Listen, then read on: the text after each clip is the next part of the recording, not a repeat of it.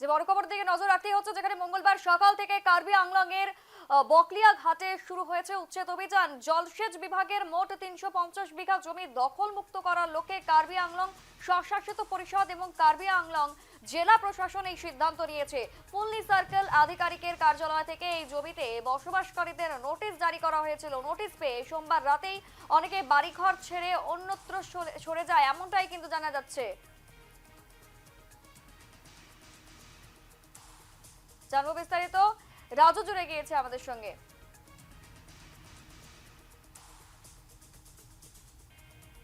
ছবি দেখানো হচ্ছে যেখানে জলসেচ বিভাগের মোট ৩৫০ বিঘা জমি দখল মুক্ত করার লক্ষ্য রয়েছে। কার্বি আংলং স্বশাসিত পরিষদ এবং কার্বি আংলং জেলা প্রশাসনের এই সিদ্ধান্ত, এবং এই নিয়ে কিন্তু মঙ্গলবার সকাল থেকে একেবারে শুরু হয়েছে উচ্ছেদ অভিযান। কিছু মুহূর্ত পর কিন্তু আমরা বিস্তারিত জেনে নেব। রাজুর কাছে চলে যাবো। রাজু, ঠিক এখন কি ছবি উঠে আসছে?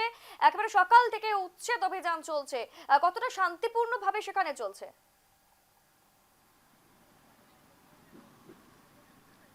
হ্যাঁ, এসা দেখা গিয়েছে যে কার্বি আংলং স্বশাসিত পরিষদের এলাকাধীন বিভিন্ন স্থানে যা অবৈধভাবে লোকেরা বসবাস করে আসছিলেন 40-50 বছর ধরে, কিন্তু যা জমিতে বসবাস করেছিলেন তা হয়েছে কার্বি আংলংয়ের কোথায় কোথায় পিজিআর ভিজিআর বকুলিয়া ঘাটে আছে, জলসেচ বিভাগের যা ইরিগেশন ডিপার্টমেন্টের জমি প্রায় ৩৫০ বিঘা জমিতে অবৈধভাবে বসবাস করে আসছিলেন বলে গুরুতর অভিযোগ উত্থাপিত হয়ে আসছিল বছর বছর ধরে। কিন্তু সরকারের প্রয়োজনে জমি গতিকে কোনো উচ্ছেদ বা এভেকশন হয়নি।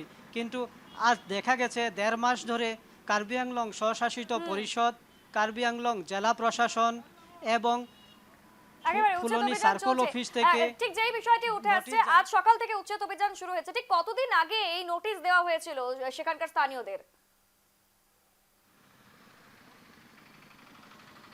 হ্যাঁ, প্রায় ১.৫ মাস পূর্ব থেকে এই নোটিশ জারি করা হয়েছিল যে ৩৫০ বিঘা জমিতে যত লোক বসবাস করে এসছে, প্রায় ২১৫৯ পরিবার ছিল এখানে, যাদেরকে প্রশাসন এখান থেকে সরে যাওয়ার নির্দেশ দিয়েছিল। কিন্তু তারা যে সময়সীমা বৃদ্ধি করেছিল, কত পরিবার সরে গিয়েছে কি জানা যাচ্ছে রাজু?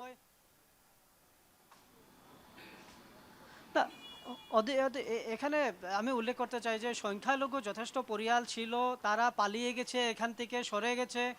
দুই এক পরিয়াল আছে যদিও তাদের থাকার জায়গা নাই, কিন্তু অন্যান্য যে জাতি জনগোষ্ঠীর লোকেরা আছে তারা যার যার সুবিধা আছে তা এখান থেকে পালিয়ে গেছে, সরে গেছে। কিন্তু কিছু এমনও পরিয়াল আছে যে 40-50 বছর ধরে এখানে আছে, কিন্তু তাদের কোনো ব্যবস্থা নাই, তাদের না জমি আছে, না থাকার জায়গা আছে, না ঘর আছে, কোনো কিছুর উপায় নাই, যার জন্য দিশহারা হয়ে পড়েছে যথেষ্ট পরিয়াল। যার জন্য তারা এখনো এভেকশন এলাকাতেই নিজের টালি টুপলা নিয়ে পথের পাশে বসে আছে। নিজের এই ছবি তাহলে উঠে আসছে, এখনো কিন্তু প্রচুর সংখ্যালঘু মানুষ সেই উচ্ছেদকৃত জায়গাতেই ঠাঁই হয়ে বসে রয়েছে।